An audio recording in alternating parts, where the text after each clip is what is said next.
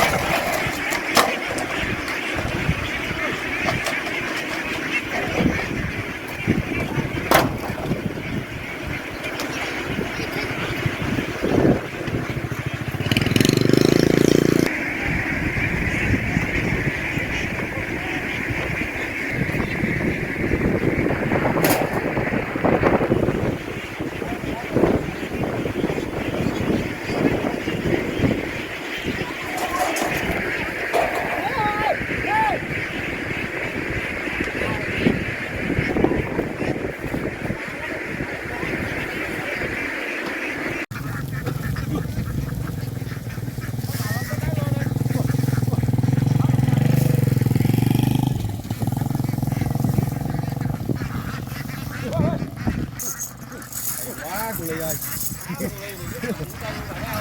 Dành rồi đó, dành rồi đó.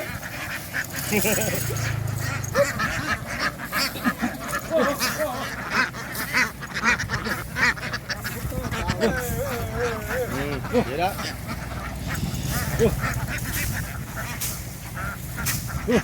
Hùng nói hoài mà. Rớt quán rồi.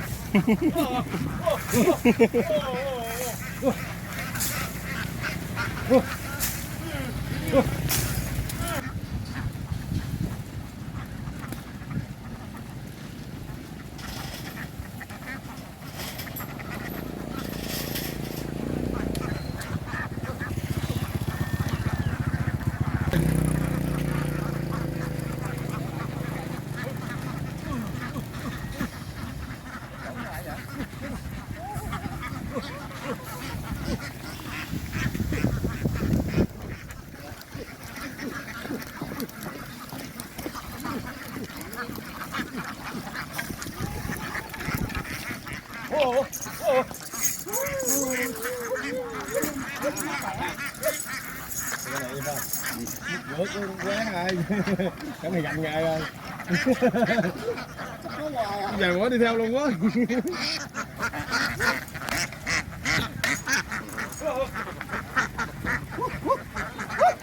Vô người không vậy nó giống chín bảy đó nha.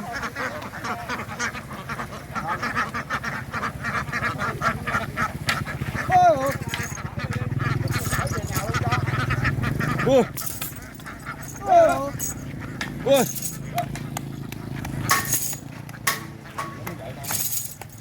Mắt dại. Dại. Này giống lao đại quá.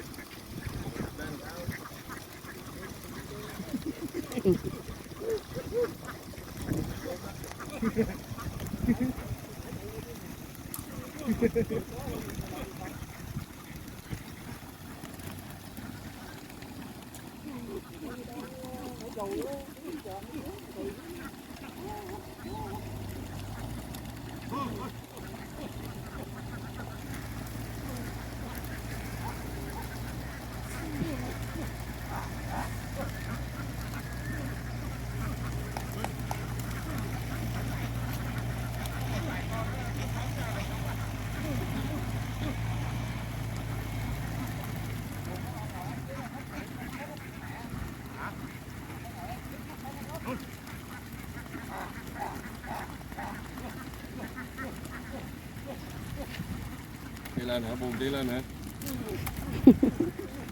Nón không đậu bằng kiến cái đó hả? Quên cái nón nhà.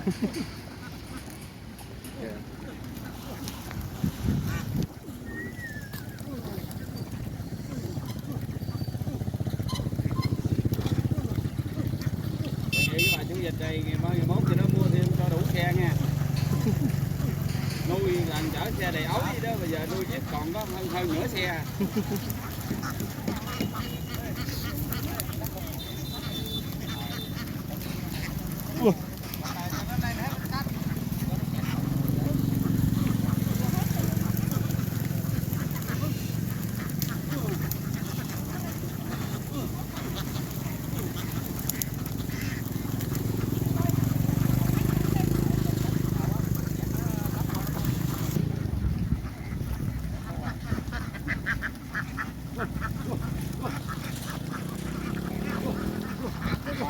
Bà ở nhà hoài không chắc đâu, bà cũng đâu biết đâu. Đây lắm thích động gì trời. Đau chứ trời xe vậy đó. Chạy cái gì đó vô trường áp lộn chắc không giữ không chịu đâu. Kéo cái đó lên, kéo nó lên. Vậy nó lộn chết rồi, nó đi lên nó giữ rồi.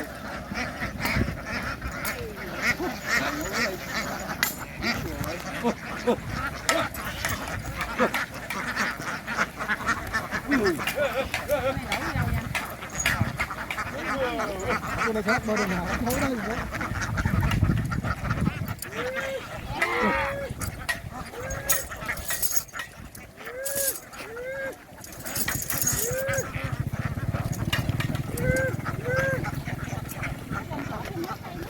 Chặn giùm đó Cô ly kìa, có cô ly kìa.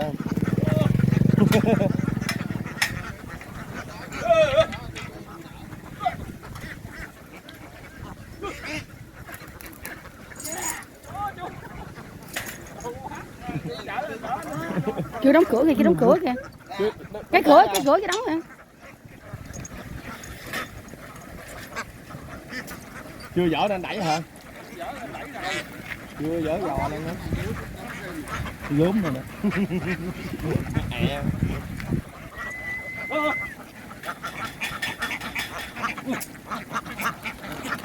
Hai con vịt nó lằn nhăn đó. Thời gian đi trong đòn của mình là tốt nhăn đó. Đâu nhăn đâu à? Đó, đó, đó, ngày tàn sao đó. À cái con đu đen phải không? Đó, ngày đó. Lên đó. Nhăn đó. Đó, nghe đứa này tưởng mình.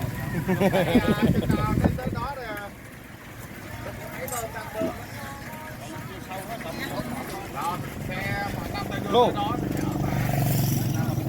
Rồi lên vô.